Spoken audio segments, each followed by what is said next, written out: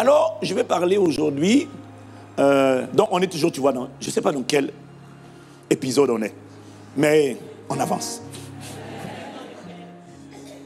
Dis amen, hein? On avance. Donc, suis seulement. Je t'ai dit la dernière fois que l'épisode suivant n'est pas toujours en lien avec l'épisode précédent. Tout dépend de comment le scénariste est conduit à monter ça. Et là, celui qui met en scène la chose, c'est le Saint-Esprit.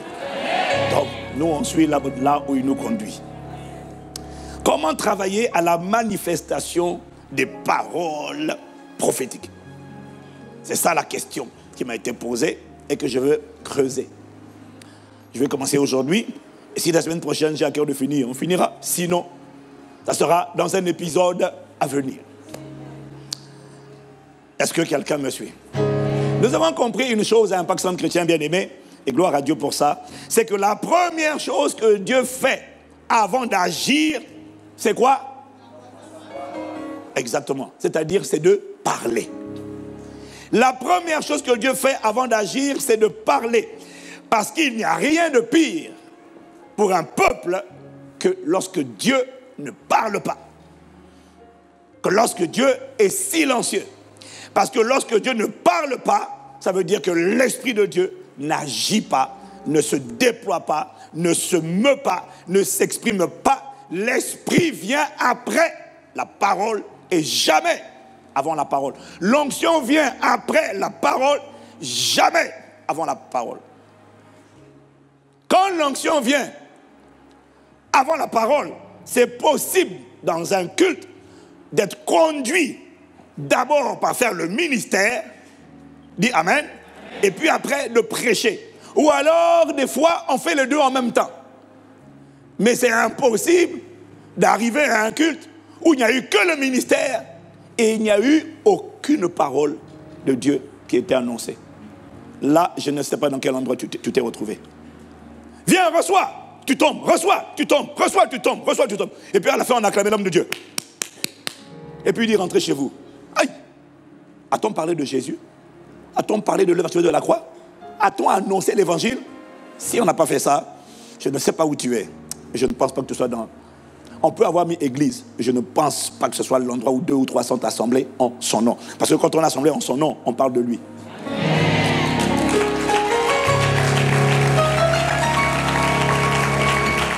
Donc, comme tu n'acclames pas, on dirait que tu t'es déjà retrouvé dans ce genre d'endroit.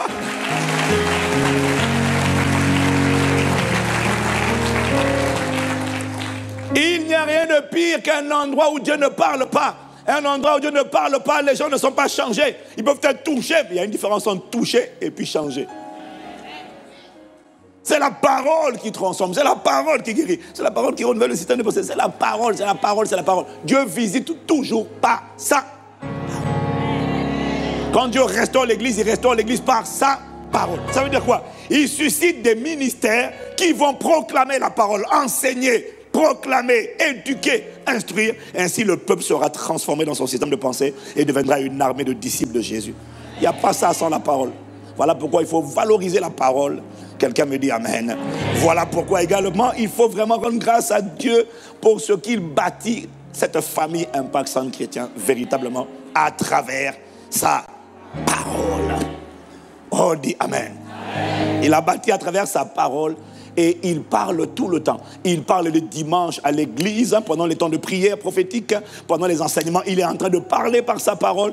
Pendant les moments de prière en semaine, il est en train de parler par sa parole. Voilà pourquoi tu dois maximiser tous les rendez-vous, parce que à chaque finalement rendez-vous, tu te rends compte que Dieu parle. Et ce qu'il parle, ce sont des semences, ce sont des graines, ce sont des nourritures spirituelles qui font croître ton esprit, qui restaurent ton âme. Ce sont des paroles qui contiennent, on a vu dans Jean 1 au verset 4, qui contiennent en elles, en la parole était la vie. Donc ces paroles contiennent la vie et la capacité de ressusciter donc ce qui était mort. Et ces paroles contiennent également la lumière qui a la capacité de chasser n'importe quelle forme de ténèbres de ta vie.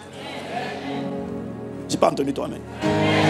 Et donc on a vu que ce sont ces paroles, si nous les absorbons, si nous les acceptons, si nous les avalons, ce sont ces paroles qui ont le pouvoir de façonner notre trajectoire et de créer notre futur.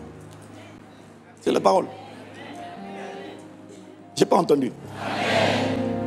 Et on a dit également que lorsque Dieu parle, ça annonce, ça révèle ce qu'il va manifester. Je n'ai pas entendu toi, amen. Voilà pourquoi quand Dieu parle, c'est important. Parce que quand il parle, il annonce ce qu'il va faire. Je t'ai déjà dit, je te le redis encore, Dieu ne fait rien sans avoir annoncé. Non, ce n'est pas Dieu. Dieu, c'est pas Dieu, tu sais pourquoi? Parce que si Dieu fait sans avoir annoncé, tu vas penser que c'est le hasard. Tu vas penser que c'est un juste accident, concours de circonstances. Voilà pourquoi il annonce toujours par ses serviteurs en avance les choses à venir. Quand le Saint-Esprit viendra, il vous conduira dans toute la vérité. Je crois que c'est Jean 16, verset 13. Et puis il dit à la fin, il vous annoncera les choses à venir. Ça fait partie de ce que Dieu fait. Il faut qu'il parle, comme ça on sait que ce n'était pas le hasard. Il avait annoncé. Et d'ailleurs c'est la preuve, c'est la signature de Dieu. Il annonce, il dit ce qu'il va faire. Il va briser les jougs, va guérir, ôter les fardeaux. Et la Bible dit dans Marc chapitre 16 au verset 20, une fois qu'ils allèrent partout, ils allèrent prêcher partout. Le Seigneur travaillait, Marc 16 verset 20, le Seigneur travaillait avec eux et confirmait la parole par les miracles qui l'accompagnaient.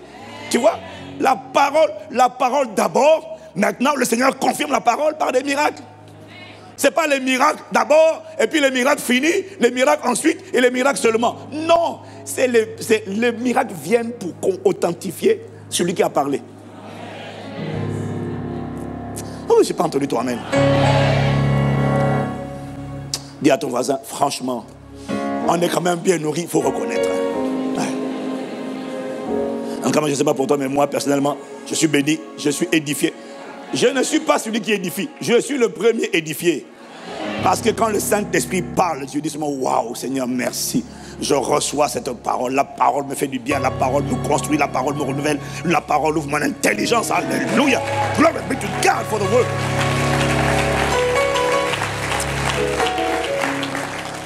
Quelqu'un me dit encore amen.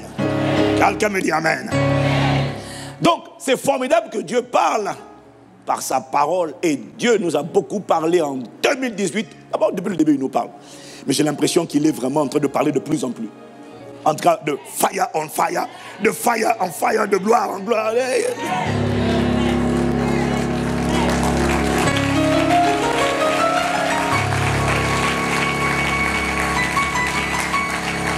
Dieu, en tout cas, moi, personnellement, j'ai reçu beaucoup de Dieu en 2018. Et je suis juste émerveillé des paroles avec lesquelles je suis rentré en 2019. Et des paroles déjà là. Déjà les 3 jours là. Tout ce que j'ai... Tu sais, moi je parle. Et je suis le premier à recevoir. Dis amen. Donc, tout ce qui est sorti de ma bouche là, des fois je repars. C'est pour ça qu'il y a des jours où je ne dormais pas. Je finissais là. J'allais prendre... J'ai dit, qu'est-ce qui est sorti de ma bouche là? Seigneur, est-ce que je peux réécouter moi-même parce que... Oh là là, Seigneur, des Mardochée et des Esther, d'accord, élevé, d'accord, convention massive, d'accord, d'accord, en bon, hein. Oh, tu vas faire ça pour de vrai? Mais je suis émerveillé par ce qu'il dit. Ce qu'il a dit dans ta vie et dans ma vie va s'accomplir. Ah, bien aimé, ça va s'accomplir. Donc, c'est formidable. Dieu a beaucoup parlé déjà. Dis à ton voisin, Dieu m'a déjà beaucoup parlé.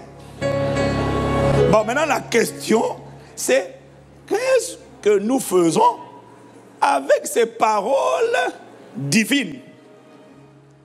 D'où la question, comment je fais? Parce que tu n'as pas juste envie que Dieu te parle. Tu as envie de voir la parole devenir chair, matérialisée, incarnée, manifestée. C'est ça que tu veux. Ou bien non? Dis encore amen. Donc, d'où la question, comment travailler à la manifestation des paroles prophétiques. Donc, j'ai quelques instructions, mais je vais en voir 2 seulement aujourd'hui à cause du temps. Je vais en voir 2. Qu'est-ce que je fais après avoir reçu autant de paroles? Qu'est-ce que je fais?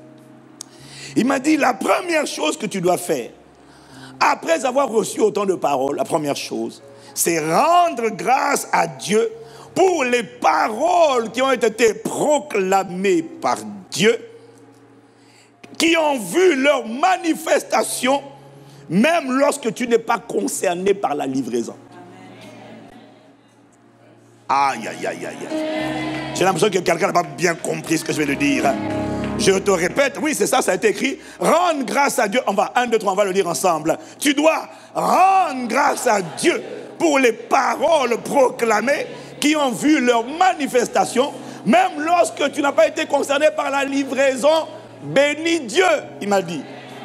C'est pour ça qu'il dit de rendre grâce à Dieu en tout temps. Colossiens 2, verset 7, soyez enracinés, fondés en lui, affermis dans la foi d'après les instructions qui vous ont été données et abondez en action de grâce. Que ce soit une culture, prenez l'habitude de dire merci tout le temps. Mais pourquoi, pasteur, je vais dire merci alors que ma vie, ça ne va pas? Non, dès lors que quelqu'un à côté de toi a été visité par Dieu, rends grâce.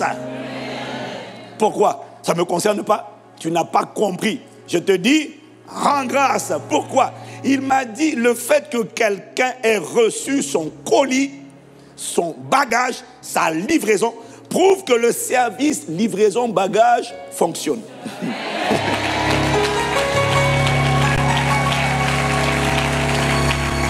Dis-moi meilleur amen. Le fait que quelqu'un ait reçu ses bagages prouve que le tapis n'est pas en panne. Ça veut dire que ça prouve que Dieu agit encore, il agit toujours. J'ai pas entendu ton amen. C'est pour ça qu'il m'a dit rends grâce. Tu ne discernes pas le message. Quand quelqu'un a reçu son bagage, ça veut dire que le tien arrive aussi. Donc rends grâce. Le tapis marche. Et quand quelqu'un a reçu son bagage et que tu es au courant, voilà pourquoi il faut témoigner de ce que Dieu fait. Quand tu témoignes de ce que Dieu fait, ça encourage quelqu'un. Il dit, oh, mais Dieu ne fait pas de favoritisme. Si Dieu l'a fait pour elle ou pour lui, il va aussi le faire pour moi. Parce que quand personne n'a le témoignage, on se demande vraiment si Dieu confirme la parole. Mais quand les gens te disent, j'ai reçu ça, j'ai reçu ça, j'ai reçu ça, pasteur, tu n'as pas idée du nombre de personnes qui sont en train de me dire, j'ai du mal à y croire. Il faut me pincer, j'ai l'impression de vivre un rêve. Il y a une de nos filles là, qui a endométriose depuis 23 ans. Elle n'avait pas de règles sans douleur. Toutes les règles, c'était une épreuve auprès qu'elle prenait des traitements pour supprimer les règles parce que c'était trop douloureux. Endométriose. C'est la dernière des filles, parce que toutes les autres ont été guéries. Mais elle, c'était dur. C'est ça que tu sentais qu'il fallait vraiment, mettre de la farine, des féculents, tu sais, tout ça là, augmenter sa foi, booster la foi pour qu'elle... Mais tu sais, quand tu as souffert pendant longtemps, c'est pas facile de croire comme ça là. Tu peux croire instantanément, c'est pas ça le plus dur. Le plus dur, c'est de demeurer dans cette foi. Quand tu as bavé pendant longtemps et que la douleur revient, tu dis, ah, c'est ça. Donc il a fallu booster, résister par la prière et puis augmenter le niveau de foi. Et j'étais tellement content qu'elle m'a appelé, qu'elle m'a envoyé un message pour me dire, je ne sais pas si elle m'a appelé ou je ne m'appelle plus, mais qu'elle m'a dit, j'ai attendu 3 jours, j'ai eu les menstrues pour la première fois depuis 23 ans, aucune douleur. Wow.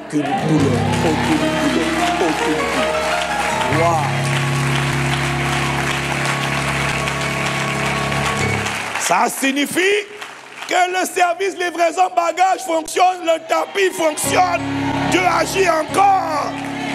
Je n'ai pas entendu ton amen. Il m'a dit c'est pour ça que tu dois rendre grâce. Même quand ton bagage n'est pas revenu, bénis Dieu. Quand quelqu'un a reçu son bagage, ça veut dire que l'avion a atterri.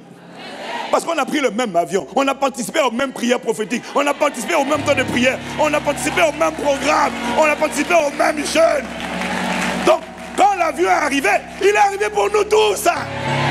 Oh, j'ai dit, il est arrivé pour nous tous. En tout cas, si tu n'as pas la foi, moi je te dis que l'avion a atterri pour moi. Ah oui. Et pendant les 21 plus 1, l'avion a atterri. Pendant les 3 jours là, l'avion qui a atterri là, bon là c'était pas seulement sur ma vie, hein, mais l'avion qui a atterri là, il a soulevé un peuple d'élévation.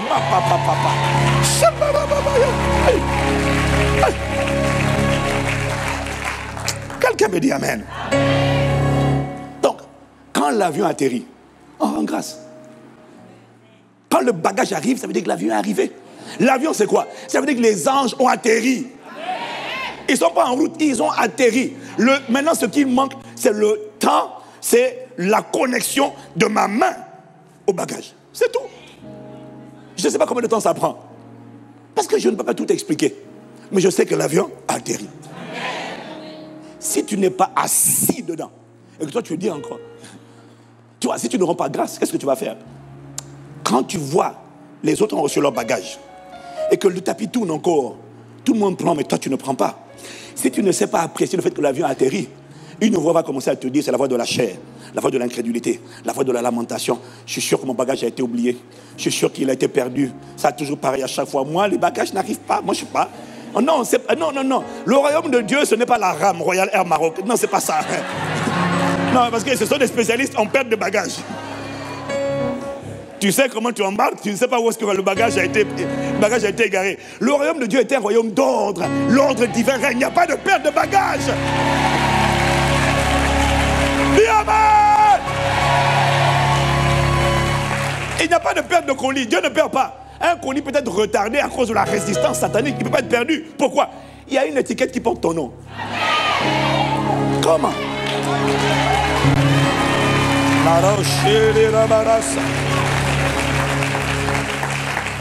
Si tu ne rends pas grâce, tu vas commencer à te lamenter. Je savais que la voix te dit, tu vois, tu as encore été oublié. Voilà pourquoi tu dois rendre grâce. Quand tu rends grâce, tu parles à Dieu quand tu rends grâce, mais tu parles aussi à ton âme, parce que tu nourris ton âme d'une atmosphère d'espérance et d'encouragement.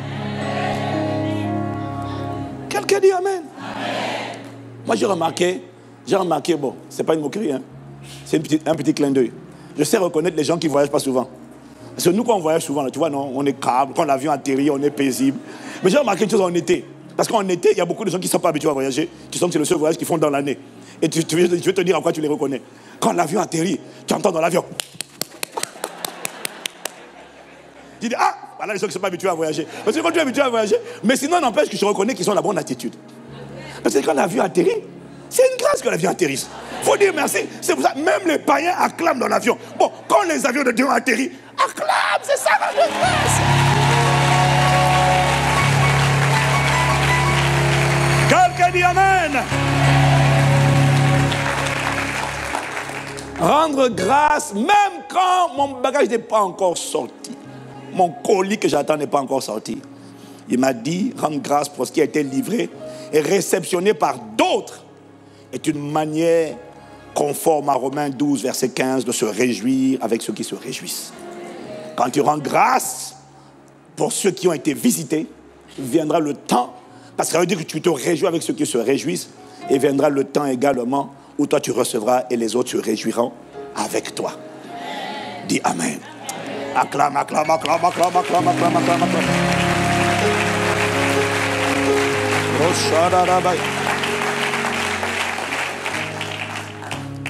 Quelqu'un dit amen encore. Est-ce que vous pouvez leur donner de baisser la température? J'ai l'impression d'être dans un four ici. Non? C'est moi qui bouge trop, c'est ça?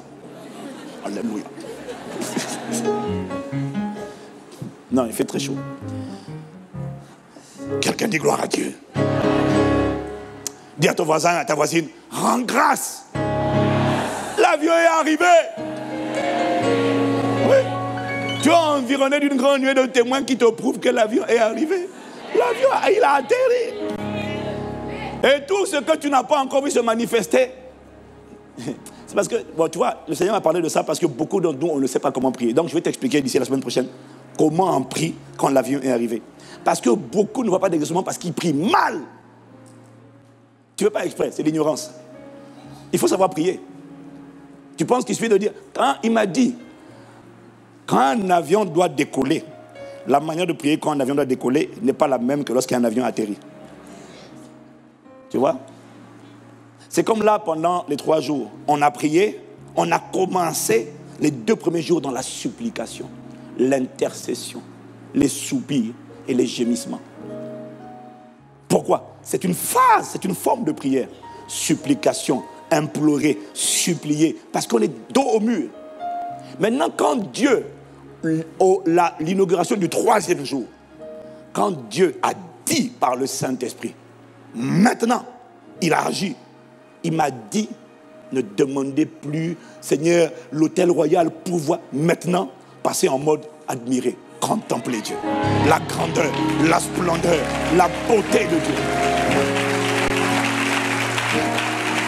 Est-ce que quelqu'un me suit? C'est toujours la prière, mais ce n'est pas le même type de prière. Et beaucoup prient mal. Je vais te le prouver la semaine prochaine. Quand ça tarde, le bagage n'est pas encore sorti, et que tu sens encore les oppressions, tu es là, au nom de Jésus, je te détruis. Ça fait des années que tu disais je te détruis, ça n'a jamais marché. Pourquoi tu dis encore je te détruis? Non, je vais te montrer pourquoi ça ne marche pas. C'est parce que tu ne restes pas derrière. Je vais t'expliquer. Tu ne dis pas Seigneur accompli, confirme la parole de ton serviteur. Toi, tu veux parler encore ta propre bouche là. Comme disait ma grand-mère, ta bouche là. Tu vas comprendre, mais on n'est pas là-bas aujourd'hui. Aujourd'hui, on prépare d'abord le terrain. Dis encore à quelqu'un, rends grâce. Ça, c'est la première chose à faire. Comment tu fais pour travailler à la manifestation de paroles prophétiques? Premièrement, il m'a dit, rends grâce. Deuxièmement, qu'est-ce qu'il m'a dit? Il m'a dit, travaille, fais asseoir dans ton cœur les paroles que tu as reçues. Donc, premièrement, il faut rendre grâce. Deuxièmement, il faut faire asseoir dans son cœur les paroles que tu as entendues. Qui a reçu beaucoup de paroles entre l'année dernière et cette année? Lève la main. Amen. Dis Amen. Amen. La question, c'est qu'est-ce que tu en as fait? D'abord, il faut reconnaître que toute parole prophétique, c'est-à-dire lorsque Dieu a parlé, il s'appuie toujours, maintenant tu l'as compris, sur le « il est écrit ». Je n'ai pas entendu ton Amen. Il faut que ce soit quelque chose qui soit établi. Quand un juge prononce des décisions ou des sentences, un juge ne dit pas seulement coupable, non coupable, non. Un juge agrémente toujours ses paroles d'articles de loi. Article tant, alinéa tant. Article tant, alinéa tant. À cause de tout ça là, l'accusé, comment on dit? Le prévenu, qui a déjà été en prison, il faut nous dire.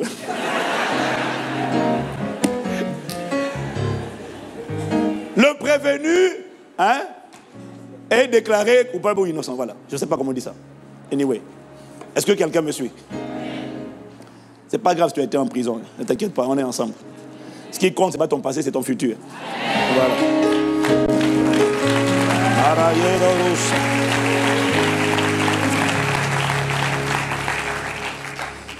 Mais il faut que chacun d'entre nous intègre la dimension de ce que quand Dieu parle, il s'appuie toujours sur sa parole. Ça, c'est quelque chose qui doit être assis. Voilà pourquoi nous devons être une église de la parole. Tu ne peux pas dire Dieu dit si tu ne sais pas documenter ce que Dieu dit par sa parole. La prophétie qui vient de Dieu prend toujours appui sur le « il est écrit ». Toujours. Et j'ai remarqué pour toi, regarde, lorsque Jésus même a commencé son ministère, il a commencé avec l'Esprit du Seigneur et sur moi, Luc 4, verset 18. Car il m'a, pour annoncer la bonne nouvelle aux pauvres, pour guérir les cœurs brisés, etc. Il s'est appuyé sur quoi? Sur les Écritures. Il a cité Ésaïe 61. Dis Amen. Quand Dieu a appelé Paul au ministère d'évangéliste, quand Dieu appelle quelqu'un, il lui donne une parole. Quand Dieu bénit quelqu'un, il lui donne une parole. Quand Dieu guérit quelqu'un, il donne une parole. Sinon la personne va te guérir, mais ce n'est pas que c'est Dieu qui l'a guéri. Elle ne va pas dire merci à Dieu. Il aura toujours une parole. Dis Amen. Acte 13, verset 47. Car ainsi nous l'a ordonné le Seigneur. Je t'ai établi pour être la lumière des nations, pour porter le salut jusqu'aux extrémités de la terre. Ça, c'est la parole que Dieu a donnée à Paul et à Barnabas quand il les a envoyés. Comme évangéliste. Quelqu'un dit Amen. Dis Amen. Donc, ils étaient accompagnés, Dieu a confirmé par une parole. Comme Dieu a appelé Paul à aller prêcher devant les rois, Pierre n'a pas reçu le même mandat. Paul a reçu cette parole supplémentaire dans Actes chapitre 9 au verset 15. Mais le Seigneur lui dit, va, car cet homme, il dit à Ananias, va, car cet homme est un instrument que j'ai choisi pour porter mon nom devant les nations, devant les rois et devant les fils d'Israël. Dis Amen. Amen. Les chrétiens aiment bien cette partie-là. Quand Dieu dit, va, Tu es un instrument que je me suis choisi pour porter mon nom devant les nations, devant les rois, devant les... C'est quoi? Il dit quoi? Devant les nations, devant les rois, devant les fils d'Israël. Là, les gens sont excités, là. Pasteur, Dieu m'appelle vraiment. Je ne connais pas mon appel, mais Dieu m'appelle, pasteur, vraiment, à un grand ministère. Je vais impacter les rois, les chefs d'État. Ah, tu n'as pas dit la suite, hein? Mais la suite. Et je lui montrerai tout ce qu'il doit souffrir pour mon nom. Ça, les gens n'aiment pas. Oh non, non, pasteur. Non, non. Si c'est ça l'appel, non, non. Bon, ça va, on va laisser quelqu'un d'autre aller parler au roi. Il y a beaucoup de comédiens dans nos... Il y a beaucoup, il y a Internet là. Internet, il y a foison d'acteurs et de comédiens. Ils choisissent l'appel eux-mêmes. Donc, ils s'auto-appellent pour des grosses besognes. Mais quand il faut souffrir, non, non, non, c'est pas bon. Nous, c'est seulement fire, fire, fire. Comédien. Couche culotte, pampers, prophète. Amateur. Non, je ne me moque pas. Hein, je suis grand frère, je suis aîné. Tu vois, non? Donc je peux parler au petit frère. Il dit, petit, calme-toi, tu ne connais rien. Arrête d'embrouiller le peuple et d'embrouiller les gens sur Internet. Arrête ça. Arrête ça. C'est à cause de ce genre de plaisantin, apprenti, prophète, couche culotte, pampers, qui... Non, mais il y en a tant. Le problème, Internet a ouvert le truc à tout le monde. Tout le monde maintenant parle. Ah, je suis prophète. Que maintenant, on a des jeunes dans nos églises qui écoutent ces apprentis prophètes qui ne sont pas consistants dans le caractère, qui ne sont... dont les fruits de longévité ne sont pas évidents et manifestes.